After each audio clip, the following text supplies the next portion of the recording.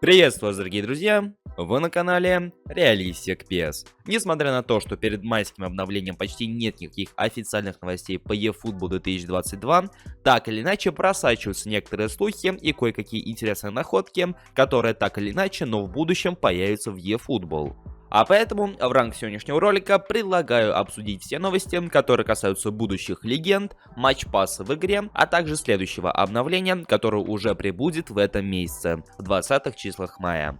Как и всегда, я рекомендую вам устраиваться поудобнее, ну и перед началом данного ролика не забывайте поддерживать его своими лайками, друзья, поскольку это очень важно. В комментариях делитесь своим мнением по поводу всего услышанного, поскольку именно ваша активность способствует продвижению роликов. Ну а если вы на этом канале впервые, то конечно же подписывайтесь и прожимайте колокольчик для уведомлений. Ну а мы в свою очередь начинаем.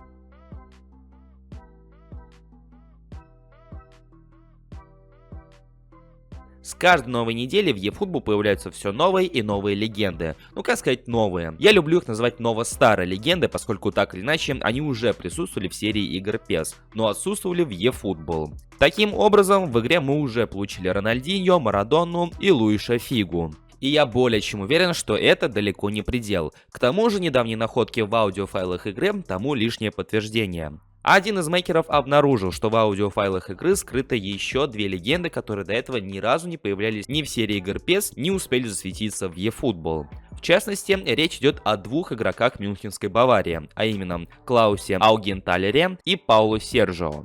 Как я и упомянул ранее, оба футболиста успели поиграть в свое время за мюнхенскую Баварию, и скорее всего в eFootball их стоит ожидать именно как легенд Баварии. Что же касается позиции данных футболистов, то Клаус играл на позиции защитника, в то время как Серджио играл на позиции нападающего. И вполне возможно, что уже в скором времени у нас в игре появится очередной бразильский нападающий, который будет разрывать всех и вся.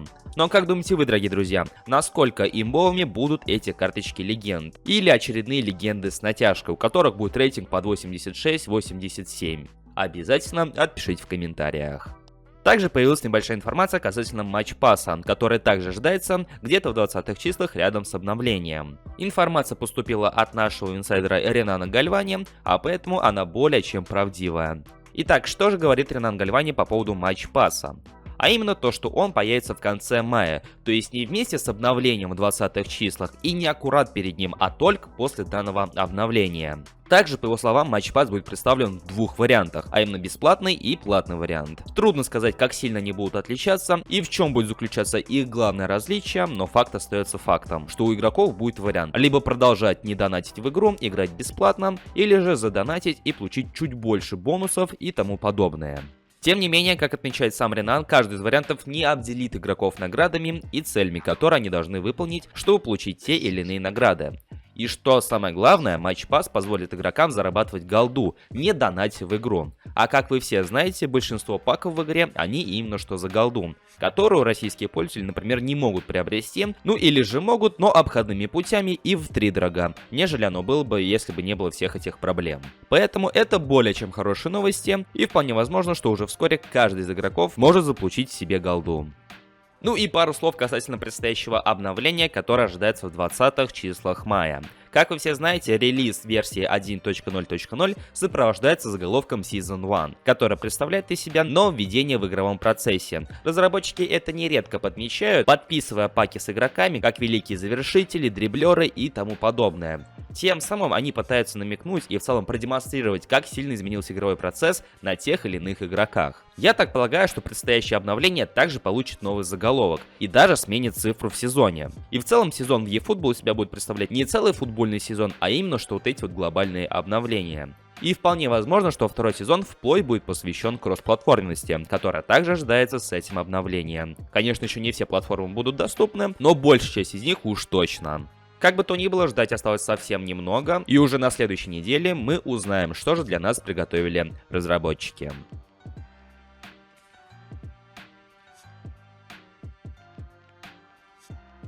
И на сегодня это было все, что я хотел с вами обсудить по поводу eFootball 2022.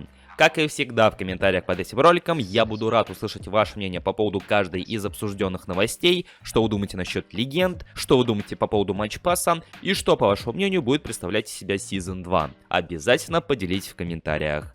Помимо комментариев, не забывайте также поддерживать ролик лайками, друзья, поскольку это также немаловажно, и именно ваша активность под роликами способствует их продвижению, так же как и канала соответственно.